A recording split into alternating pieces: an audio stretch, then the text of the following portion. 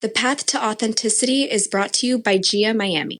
Founded by world-class mental health experts, GIA provides advanced care for difficult-to-treat conditions, including anxiety, medication-resistant depression, and obsessive-compulsive disorder. Using state-of-the-art methods, GIA can help people recover from conditions when more traditional approaches can't. Dr. Antonello Bonci has assembled an expert team serving international clientele in a modern and resplendent Miami setting. If you or someone you love is suffering from depression, anxiety, OCD, or other mental health concerns, call GIA at 833-713-0828. You can learn more about GIA by clicking the link in the show notes or by visiting giamiami.com. Thank you for listening to The Path to Authenticity. My name's Tom Gentry. I think of this show as the opposite of small talk. You'll hear real conversations with real people who know who they are. We talk about what makes them who they are, how they became who they are, and how we might become truer expressions of who we are.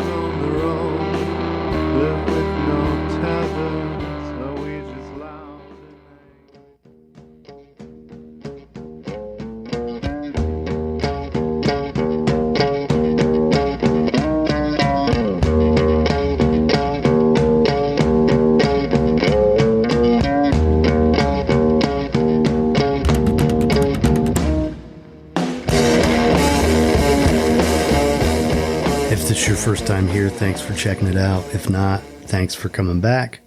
I'm Tom Gentry, and this is The Path to Authenticity. Episode 188 for August 16th, 2022. I thought I'd do just a little check-in this week. I mentioned last week that I started a Substack account and a publication called Carrying the Fire. So I'm going to leave a link in the show notes if you're up for subscribing to that.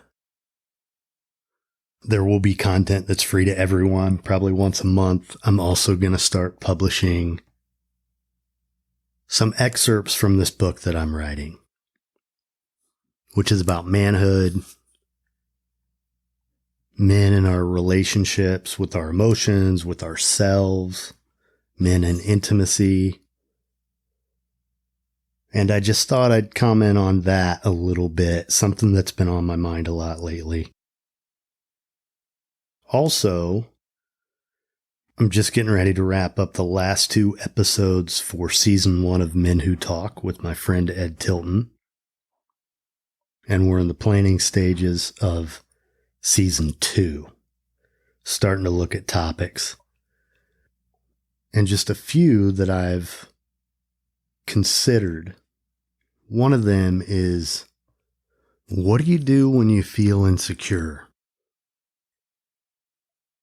And I think a lot of times as men, especially in relationships with women, we get our buttons pushed, and if we're not in tune with ourselves emotionally, if we don't know what's going on and our insecurities come up, a lot of times we resort to posturing.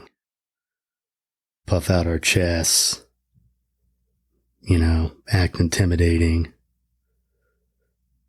be pissy. So yeah, what do we do when we feel insecure? What's it look like to handle that in a healthy way? And also that we all get insecure sometimes about some things.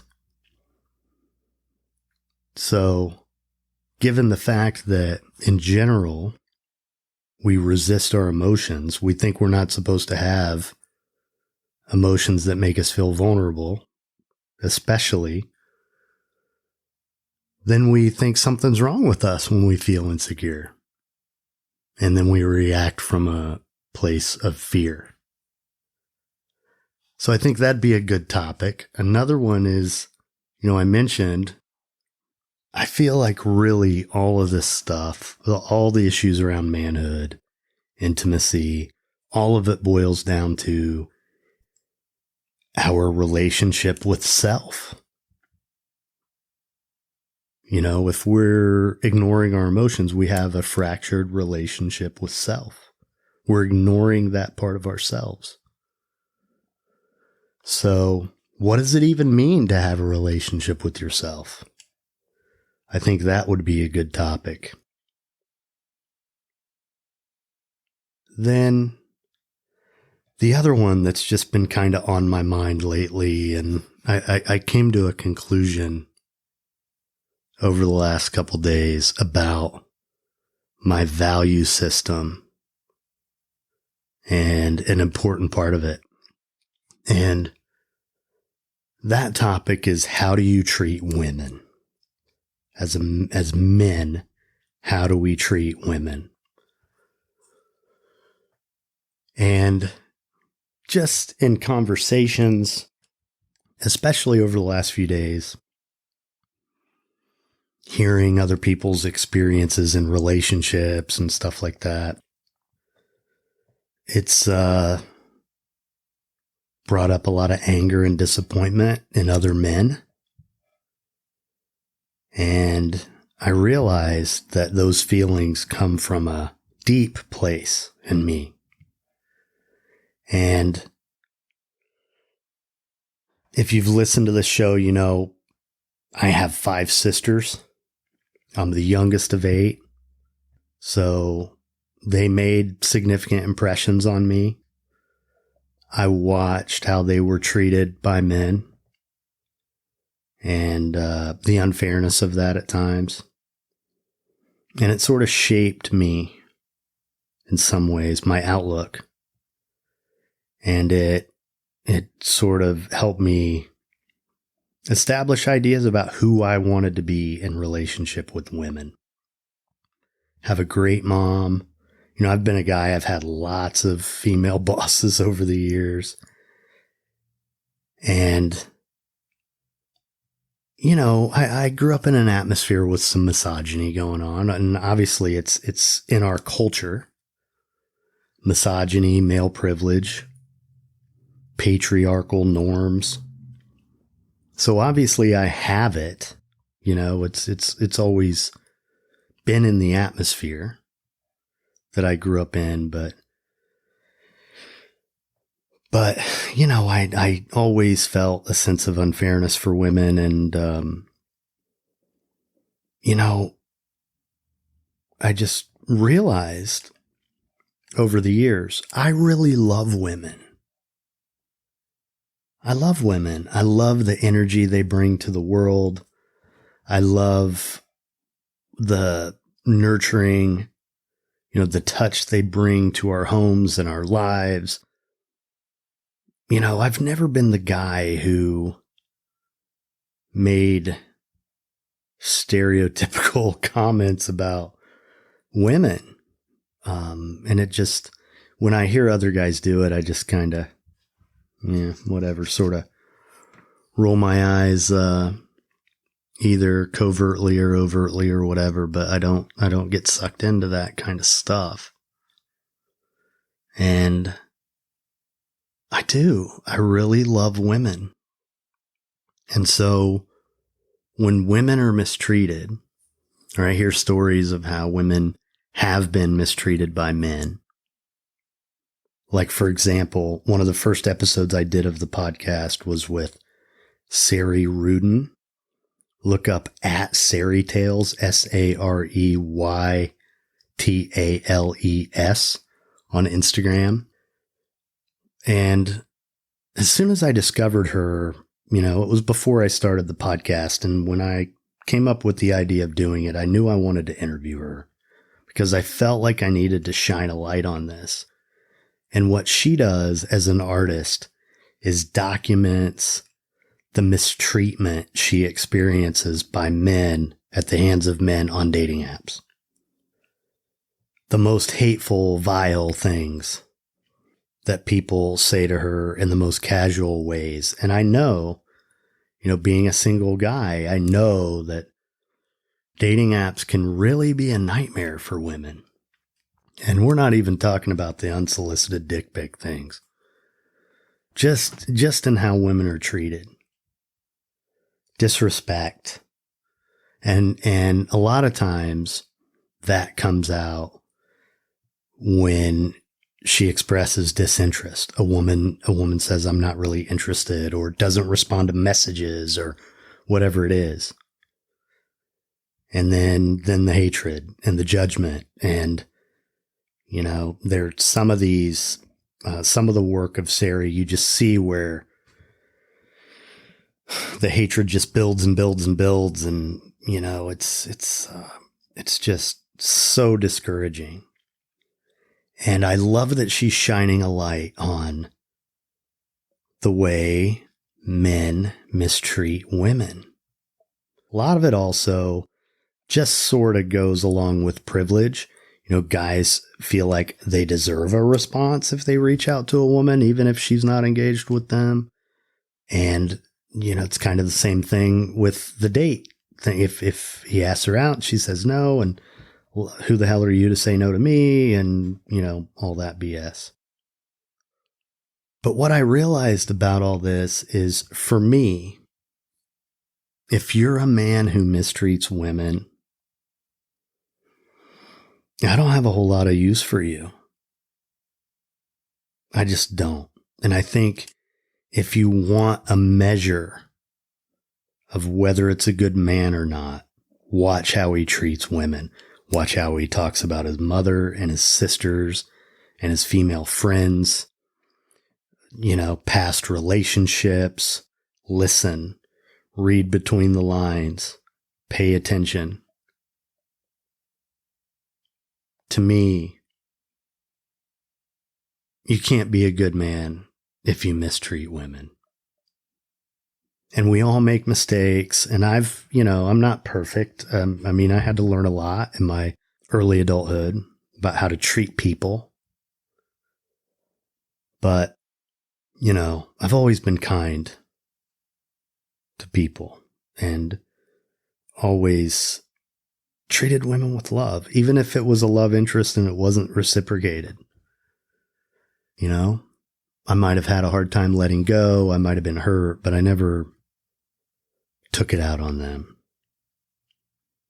And to me, when a man mistreats a woman, especially like pressuring her in the bedroom or talking down to her, any of that stuff, I mean, it's just it's just extremely disappointing to me. And I look down on guys who do that. I do. And so I want to figure out how to incorporate this idea into this book I'm writing. You know, there's a lot of weird stuff out there about that. You know, there are guys out there online telling guys, if you want to be successful in dating, you got to treat women like shit. You know, I've seen there's one guy who lives in Romania who's become really, really influential on TikTok and Instagram. I don't know his name and I wouldn't repeat it if I did, but he just spews hatred about women. You know, basically just tells guys they need to treat women like shit. That's the gist of it, you know?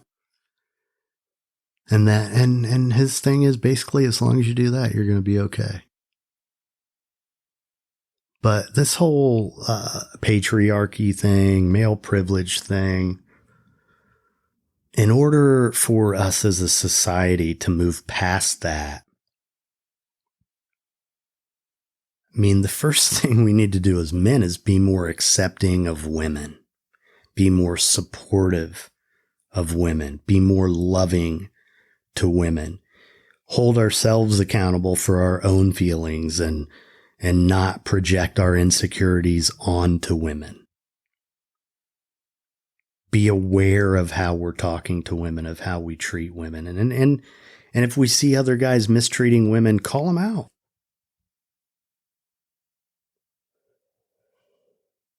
So, yeah, it's just one of those things that I feel very strongly about. How good a man can you possibly be if you treat women like shit? That's one of the reasons why I always had issues with Donald Trump. He treats people like garbage. He treats women worse than others. And speaking of politics, as men, we've been trying to run the show for millennia.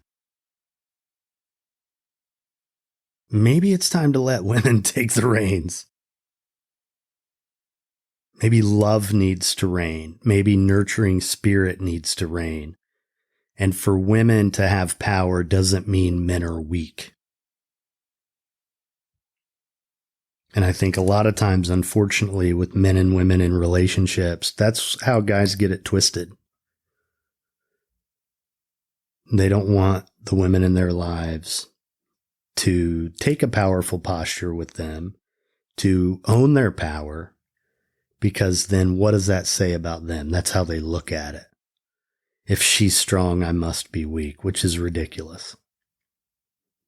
And a lot of guys just can't tolerate being around strong women. They just don't like it. Immediately, vilify them. So, yeah, that's something I want to explore. How do we treat women, and what does that say about us as men?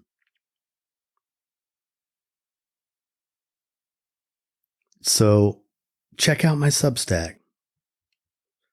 I haven't published anything on there yet, but I have a couple pieces in the works. I have drafts that I haven't posted yet. I'm going to start publishing on there.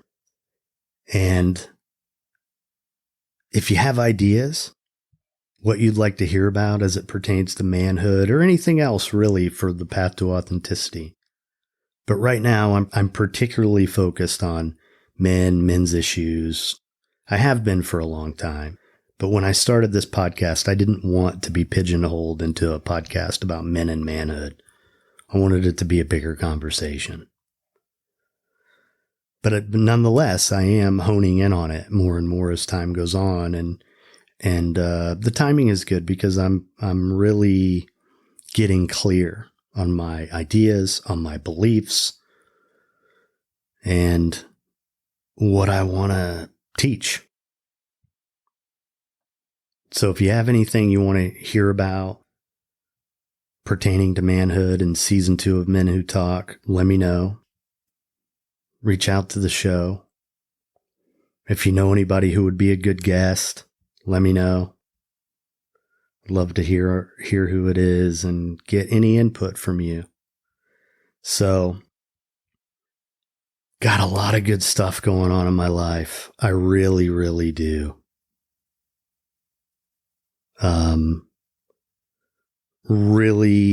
Everything's kind of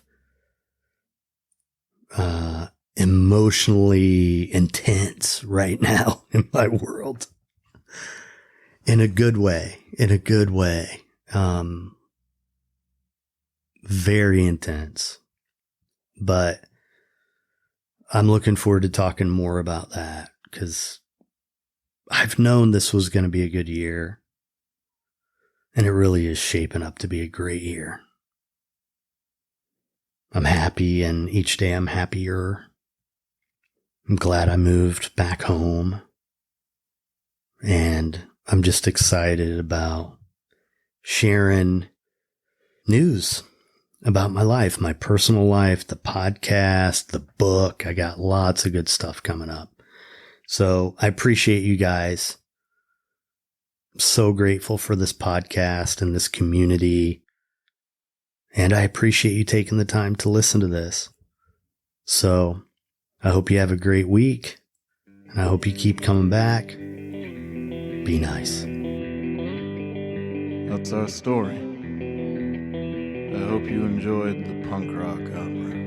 And we have one last piece of music for you. It goes like this.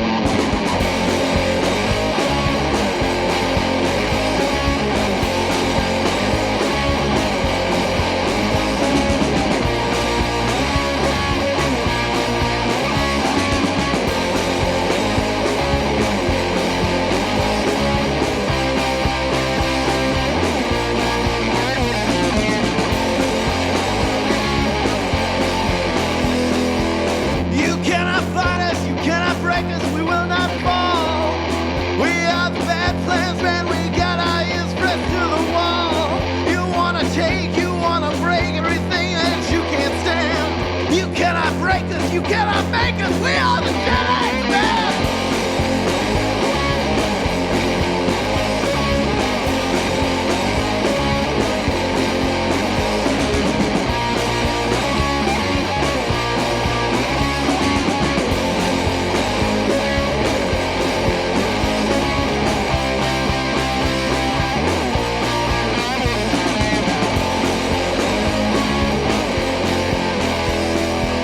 We're just the losers that lived up the street, living on these chords, simple beats. You wanna cheat, you wanna stop, you wanna tear us down. We are the bad plants, man. We got our roots stuck in the ground.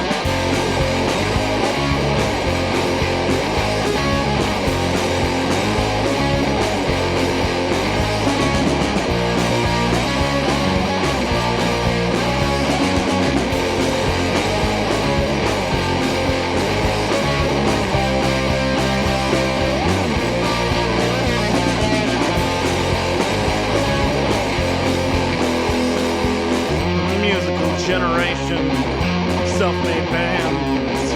We cut our teeth with bloody hands. The rage has instilled in us. Can feed a crowd, give them a rush.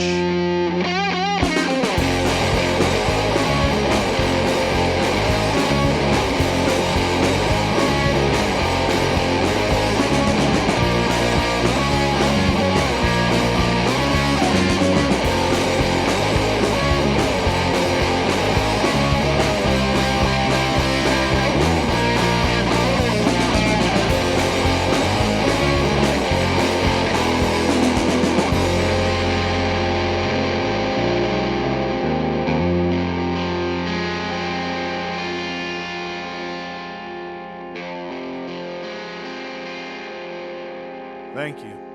And good night.